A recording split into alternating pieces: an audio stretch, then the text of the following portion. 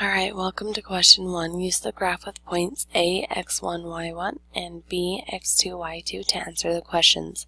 So x1, y1 are just generic representations of numbers that would go in the x-coordinate and in the y-coordinate.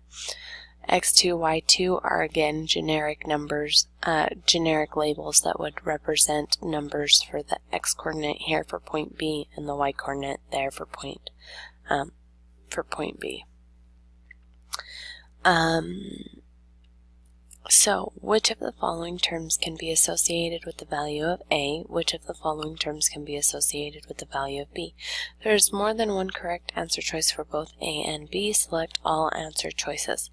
Okay, well, the first thing to realize, or I guess to look at, is what is A representing.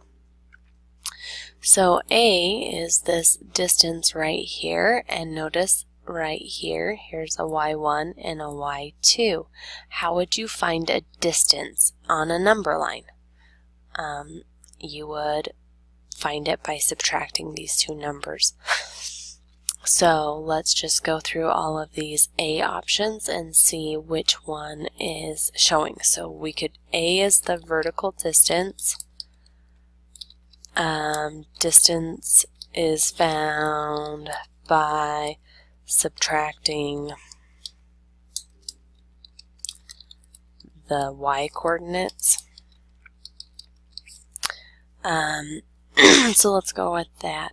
So A is a vertical change. Yes, that is representing a vertical change right there because we started here and we ended up going to y2. So it is a vertical change. Is it called the run? When we're talking about slope, yes. Have you ever heard of the slope is equal to slope equals the rise divided by the run? So let me correct that. Is A the run? No, the run is this horizontal change. So I stand corrected.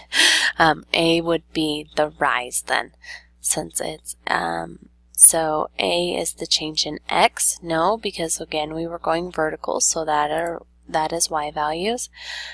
X2 minus x1. No, we are talking about y values. Rise, yes. Difference of y values. We have something similar to that. We have subtracting the y coordinates. Y values is another way to say coordinates, and difference is another way to say subtraction. So difference of y values.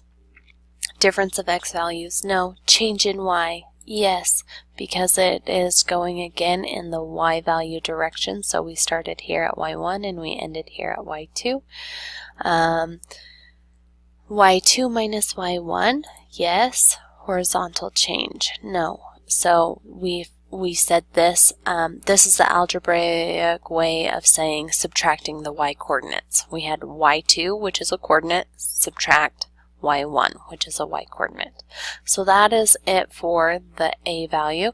So now in the B value, notice that B is a horizontal change or a horizontal distance.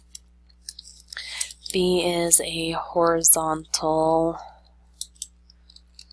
distance, and my I guess educated guess would be that there's going to be as many selections for B as there were for A, except for now we're talking about horizontally, which is again our x coordinate. So here's our x1 and here's our x2. So B, change in x. Yep, we are on the x-axis. Difference of y values. No. Horizontal change. Yes, we started here and the other point is located here. B, change in y. No, we're talking about x. B, vertical change. No. Difference of x values. Yes. So again, this distance is found by subtracting our x coordinates now, since we are dealing with our x-axis.